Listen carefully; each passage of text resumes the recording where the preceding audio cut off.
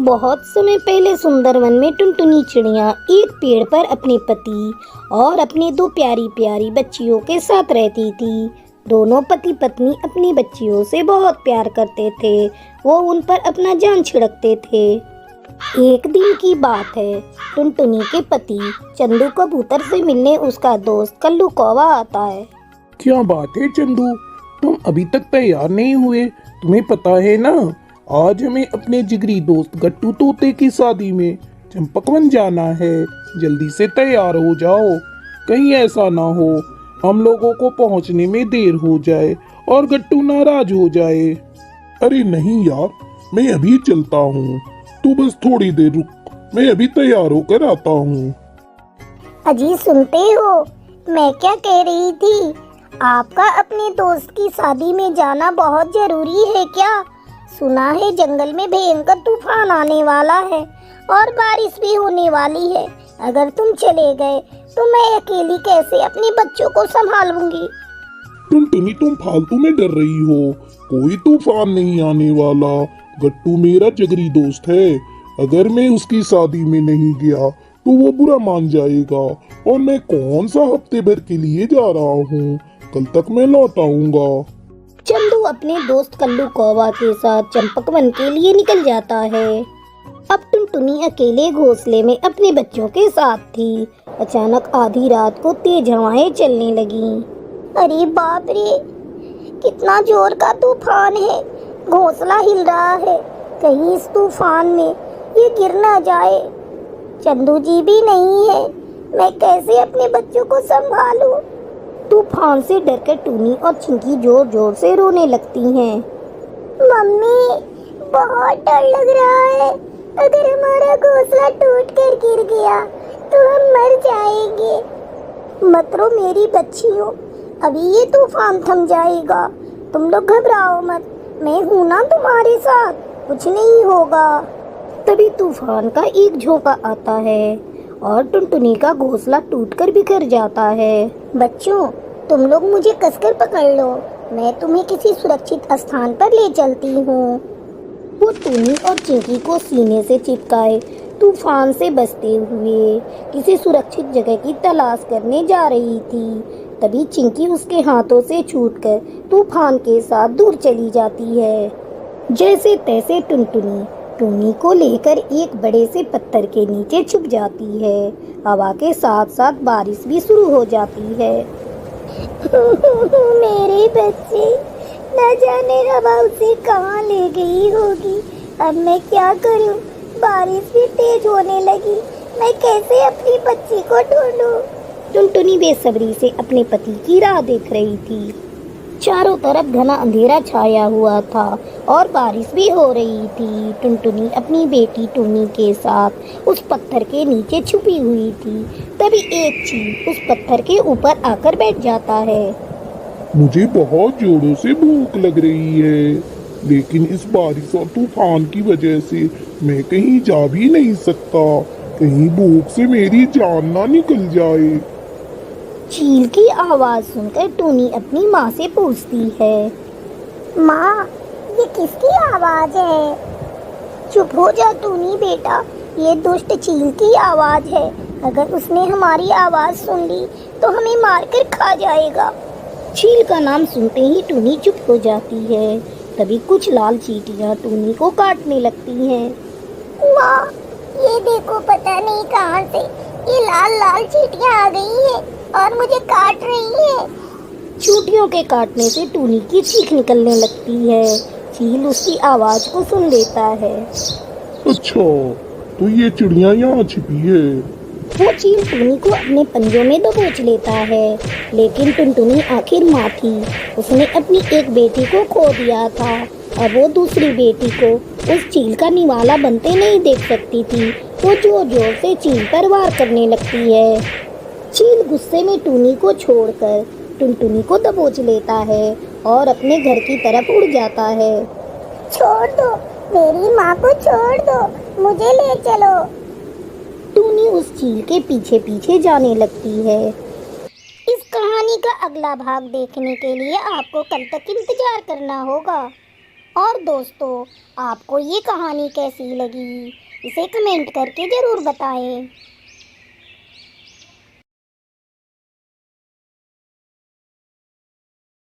सुंदर वन में टुनी चिड़िया अपनी बहू टुनटुनी चिड़िया के साथ रहती थी।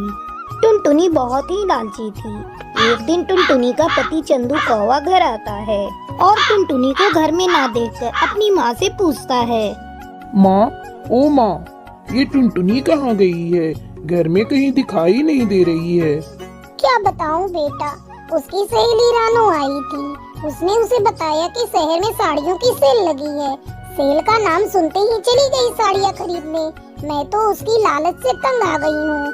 तू ही उसे समझाया कर, इतना लालच करना ठीक नहीं है। दोपहर से गई हुई है, अब तो शाम होने को आई। तभी टुनटुनी चिड़िया हाथों में ढेर सारे थैले लिए घर पहुँचती है। अरे बाप रे, इतने सारे थैले! टुनटुनी बहू, तूने पूरा दुकान ही खरीद लिया क्या? अरे माँ जी, साड़ियाँ इतनी सस्ती और सुंदर मिल रही थी कि मुझसे रहा ही नहीं गया। वैसे भी नया साल आने वाला है, सबको गिफ्ट भी तो देना होगा, इसलिए मैंने कुछ ज्यादा ही साड़ियाँ खरीद ली। बस बस बहू, अब तो साड़ियों की तारीफ ही करती रहेगी या भोजन भी बनाएगी? देर हो रही है, जा जल्दी से भोजन बनाना शुरू कर। ठीक है माँ जी, पहले मैं ये साड़ियाँ रख दूँ, फिर आप सबके लिए गर्मा गर्म भोजन बनाती हूँ। अरे चंदू जी, आप भी इन साड़ियों को रखने में मेरी मदद कीजिए। टुनटुनी, तू ये लालच करना छोड़ दे, वरना किसी दिन तू बहुत बड़ा नुकसान उठाएगी। इस तरह कई दिन गुजर जाते हैं। एक दिन टुनटुनी घर के काम कर रही थी, तभी उसे दूध वाले की आवाज सुनाई देती है। दूध वाला, दूध ले लो, ताजे ताजे गाय के दूध ले लो। दूध वाले की आवाज सुनकर टुनटुनी घर से बाहर निकलती है। अरे ओ दूध वाले भैया, जरा इधर तो आना, कैसे लीटर दूध दे रहे हो? बहन जी, बहुत सस्ता दूध बेच रहा हूँ, बस 25 रुपए लीटर दे रहा हूँ। सारे दूध बिक गए हैं, 10 लीटर ही दूध बचे हैं। आपको मैं 20 रुपए लगा दूंगा। टुनटुनी अपनी सास के पास जाती है। अरे ओ माँ जी, जल्दी से मुझे 200 रुपए दीजिए, बहुत ही सस्ते में दूध मिल रहा है। बस 10 लीटर दूध ही बचा हुआ है उसके पास, और मुझे 20 रुपए लीटर दे रहा है। आज पूरे परिवार के लिए खीर बनाऊंगी। इतना सस्ता दूध कौन बेचता है आजकल? ठीक से जांच परख लेना बहू। टुनटुनी सारा दूध खरीद लेती है। सस्ते दूध खरीदकर वो बहुत खुश थी। शाम को वो खीर बनाने के लिए दूध का डब्बा खोलती है। अरे माँ जी, जल्दी इधर आइए। क्या हुआ बहू, तू इतना चिल्ला क्यों रही है? ये देखिए माँ जी, दूध में केवल पानी ही पानी है। उस दूध वाले ने मुझे दूध के बदले पानी बेचकर मुझसे पैसे ठग लिए। मैंने तो तुझसे कितनी बार कहा है बहू कि तू सस्ते के चक्कर में मत पड़ा कर, लेकिन तू मेरी सुनती कहाँ है। तू अपनी लालच के कारण हमें बर्बाद कर देगी। माँ जी, आप मुझ पर इतना गुस्सा क्यों कर रही हैं? इसमें मेरी क्या गलती है? उस दूध वाले ने तो मुझे अच्छा दूध दिखाया था, मुझे क्या पता था वो मुझे दूध नहीं पानी बेच रहा है। अब भी वक्त है बहू, तू अपनी लालच की आदत छोड़ दे, वरना तू इसी तरह पछताती रहेगी। आप ठीक कह रही है माँ जी, मैं अपनी लालच के कारण बहुत सारे पैसे बर्बाद कर चुकी हूँ। अब से मैं लालच नहीं करूँगी। इस तरह टुनटुनी अपनी लालच की आदत छोड़ देती है और खुशी खुशी अपने परिवार के साथ रहने लगती है।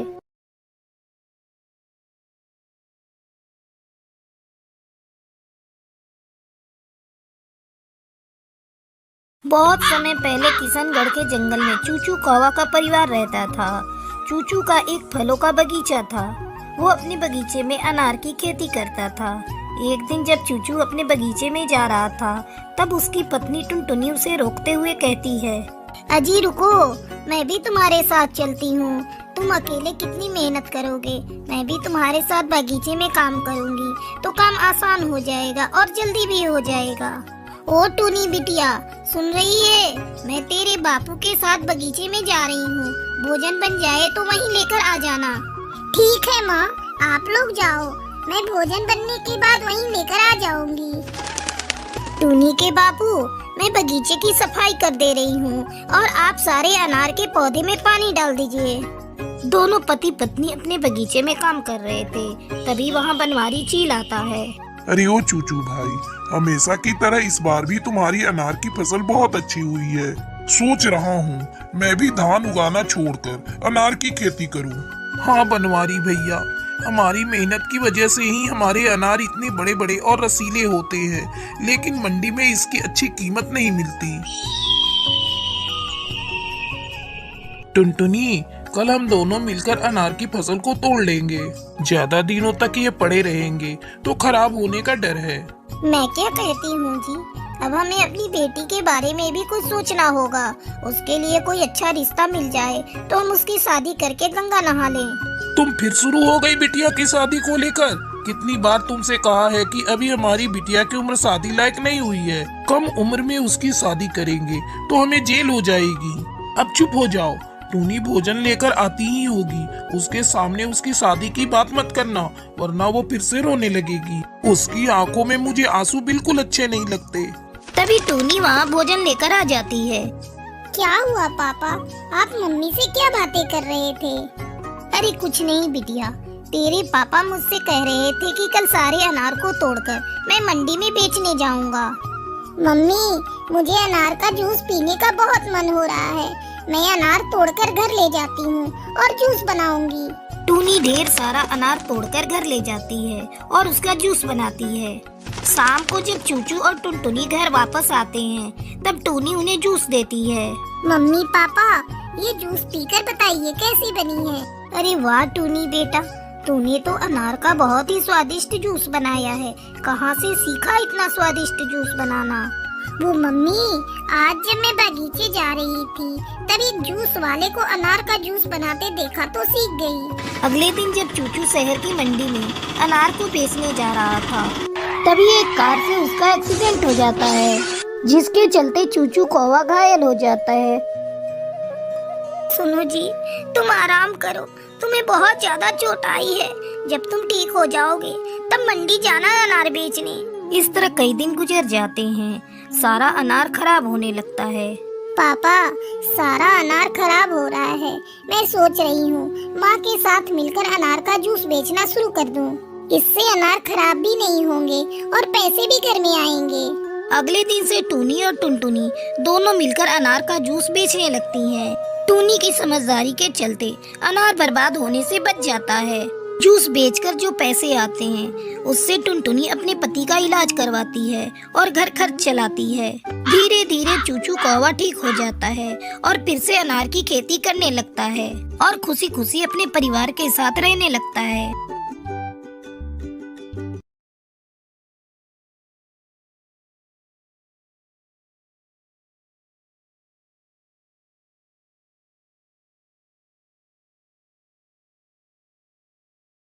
सुंदर वन में पक्षी आपस में मिलजुल कर रहा करते थे।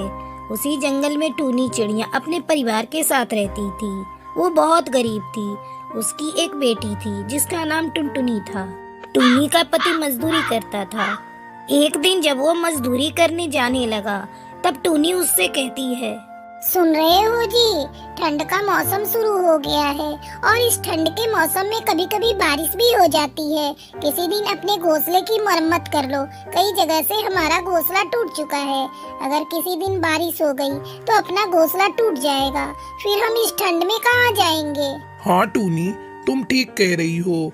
जब मैं 2 दिन पहले काम पर जा रहा था, तब कई पक्षी रास्ते में बातें कर रहे थे कि जल्दी बारिश होने वाली है। ऐसा करता हूँ, मैं कल मजदूरी करने नहीं जाऊंगा। मैं, तुम और टुनटुनी जंगल से लकड़ियाँ लेकर आएंगे और अपने घोंसले की मरम्मत करेंगे। जाओ, अब जाकर मेरा भोजन लेकर आओ। मुझे काम पर जाने की देरी हो रही है। तभी टुनटुनी वहाँ आती है। पिताजी, मेरी स्कूल की सारी कॉपियाँ भर चुकी हैं। आप आते समय मेरी कॉपियाँ लेते आना। आजकल तेरी कॉपियाँ बहुत जल्दी जल्दी भर रही हैं। मैं आते समय तेरे लिए 6 कॉपियाँ लेता आऊंगा। इतना कहकर बंसी कौवा वहाँ से चला जाता है। अरे ओ टुनटुनी के बापू, आपको याद है आज हमें जंगल जाना है लकड़ियाँ लाने के लिए। जल्दी चलो, वरना दूसरे पक्षी लकड़ियाँ ले जाएंगे और हमें खाली हाथ वापस लौटना पड़ेगा। अभी आ रहा हूँ टूनी। दोनों पति पत्नी अपनी बेटी के साथ जंगल जाते हैं। मम्मी, यहाँ एक भी लकड़ी दिखाई नहीं दे रही है। लगता है पक्षी हमसे पहले ही आकर लकड़ियाँ ले गए। चलो पास वाले जंगल में चलकर देखते हैं, शायद वहाँ लकड़ियाँ मिल जाएं। हाँ टूनी, टुनटुनी बात तो सही कह रही है। बार बार आने से अच्छा है दूसरे जंगल में ही जाकर लकड़ियों की तलाश करते हैं। वे सभी पास वाले जंगल में जाते हैं और लकड़ियां तलाशने लगते हैं। तभी टुनटुनी जोर जोर से चिल्लाकर अपने मम्मी पापा को बुलाती है। मम्मी, पापा, इधर आइए। ये देखिए, इस जंगल में पक्षियों के घर फलों से बने हुए हैं। क्यों ना हम लोग भी इनकी तरह अपना घर फलों से बनाएं। टुनटुनी अपने मम्मी पापा को फलों का घर दिखाती है। अरे बाप रे, यहाँ तो सारे घर फलों के बने हुए हैं। वो आश्चर्य से घरों को देखने लगती है। ये तो बहुत मजबूत है जी। हम भी अपने लिए फल का घर बनाएंगे। लकड़ियों से बने हुए घर बार बार मरम्मत करने पड़ते हैं। अगर हम अपना घर फलों का बनाएंगे तो ठंड में हवा भी अंदर नहीं आएगी, और तो और अगर बारिश भी होगी तो बारिश का पानी भी अंदर नहीं आएगा। दोनों पति पत्नी अगले दिन अपना घर एक बड़े से सेब से बनाते हैं और आराम से रहने लगते हैं। इस तरह कुछ दिन बीत जाते हैं। अचानक एक दिन जंगल में तेज बारिश होने लगती है, जिससे कई पक्षियों के घर टूटकर गिर जाते हैं। गोरी कौवी अपने टूटे हुए घर को देखकर जोर जोर से रो रही थी। हे भगवान, ये तूने क्या किया? एक तो ठंड का मौसम, ऊपर से तूने बारिश करके हमारा घर तोड़ दिया। बहुत मुश्किल से लकड़ियाँ जमा करके हमने अपने घर की मरम्मत की थी। अब इस ठंड में हम कहाँ जाएं? तभी वहाँ टूनी चिड़िया आती है। गोरी बहन, तुम रो मत। तुम्हारे लिए भी बहुत जल्दी एक घर होगा। अगर तुम कहो तो मैं अपने पति से कहकर तुम्हारे लिए भी एक फल का घर बनवा देती हूँ। बस उन्हें तुम मजदूरी दे देना। ये तो बहुत अच्छी बात है टूनी बहन, तुम आज ही अपने पति से कहकर मेरे लिए एक फल का घर बनवा दो। धीरे धीरे जंगल के सभी पक्षी बंसी कौवा से फल का घर बनवाकर खुशी खुशी रहने लगते हैं।